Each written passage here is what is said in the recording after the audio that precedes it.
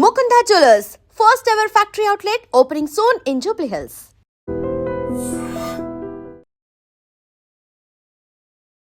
ఆదిలాబాద్ జిల్లాలో అయితే ఈరోజు పొద్దున లేచి చూసేసరికి అతిపెద్ద ఘోర రోడ్డు ప్రమాదం అయితే జరిగింది. ఇది తెల్లవారుజామున జరిగి ఉంటుంది అని అందరూ భావిస్తున్నారు. ఎందుకంటే ఒక్కసారిగా వెళ్ళి చూసేసరికి పంట పొలాల్లోకి ఒక కారు పూర్తి స్థాయిలో దూసుకు వెళ్ళింది.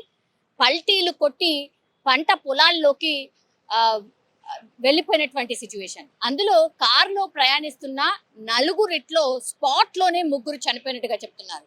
అండ్ ఇంకొకరికి తీవ్ర గాయాలు కావడంతో ఆదిలాబాద్లోని రిమ్స్ హాస్పిటల్కి తరలించినట్టుగా చెప్తున్నారు. సో ఒక్కసారిగా ఈ ప్రమాదం చోటు చేసుకున్న విధానం చూస్తే గనక ఐదర్ డ్రైవ్ చేస్తున్న వ్యక్తి తాగన్నా ఉండాలి, లేకపోతే ఎదురుగా వస్తున్నటువంటి వెహికల్ కనబడకుండా ఉండడంతోనే ఇట్లా పొలాల్లోకి దూసుకుపెళ్ళిపోయి ఉండాలి.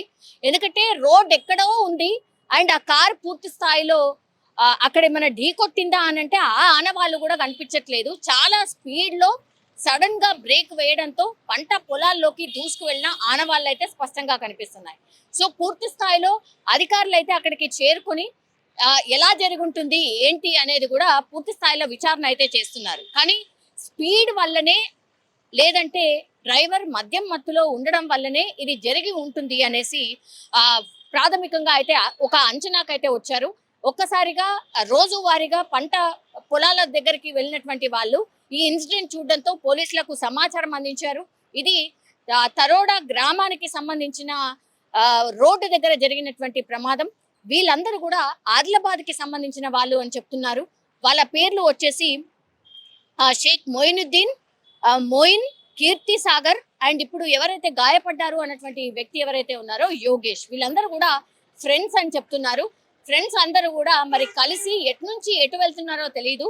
ఆదిలాబాద్కి దగ్గరలో అండ్ ఆదిలాబాద్కి సంబంధించిన వ్యక్తులు ప్రయాణిస్తున్నటువంటి కార్ ఒక్కసారిగా బోల్తా పడ్డం, అందులో స్పాట్లోనే ముగ్గురు చనిపోవడం, ఇంకో వ్యక్తి ఇప్పుడు దగ్గరలో ఉన్నటువంటి ఆదిలాబాద్ హాస్పిటల్లో ట్రీట్మెంట్ తీసుకున్న సందర్భం. ఇప్పుడు యోగేష్ ఎవరైతే గాయపడ్డారో ఆయన నోరు తెరిచి మాట్లాడితే గానీ అసలు ఏం జరిగింది ఏంటి అనేది తెలిసే అవకాశం అయితే కనిపిస్తోంది. కానీ ప్రాథమికంగా పోలీసులు నిర్ధారించుకున్నది ఏంటి అంటే ఐదర్ డ్రైవర్ మద్యం మత్తులో అని ఉండాలి, లేదంటే స్పీడ్ గా వెళ్ళి ఉండాలి, ఎదురుగా వస్తున్నటువంటి బస్సో లేకపోతే ఇంకోటో దాన్ని తప్పించబోయి ఈ ఇన్సిడెంట్ అన్న జరిగి ఉండాలి.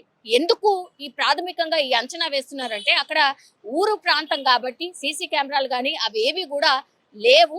అందుకని ఇప్పుడు యోగేష్ ఎవరైతే గాయపడి ట్రీట్మెంట్ తీసుకుంటున్నారో ఆయన చెప్పాలి, లేదంటే అక్కడ కార్ ప్రయాణిస్తున్న ఆనవాళ్ళు చూసిన తర్వాత మాత్రం గెస్ట్ చేసే సందర్భం అయితే కనిపిస్తోంది.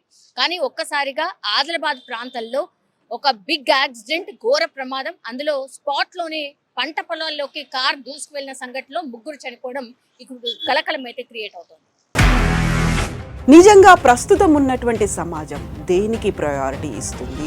ఆర్థిక సంబంధాల చుట్టూ మాత్రమే తిరుగుతుంది. మళ్ళీ ఎన్నికలంగానే చాలా విరక్తి కలుగుతున్నాం. మంచి అనిపిస్తుంది కదా, లేడీస్ కూడా ఛాలెంజింగ్ జాబ్స్ చేసినప్పుడు చాలా బాగుంటది. ట్రాఫిక్ అసిస్టెంట్స్ గా నియమించిన ట్రాన్స్జెండర్స్ అందరితో సాల్యూట్ చేయించుకుంటున్నారు. ఫుడ్ డెలివరీ ఇవ్వటానికి వెళ్ళినటువంటి డెలివరీ బాయ్ అనిల్ పై కళ్ళ ముందు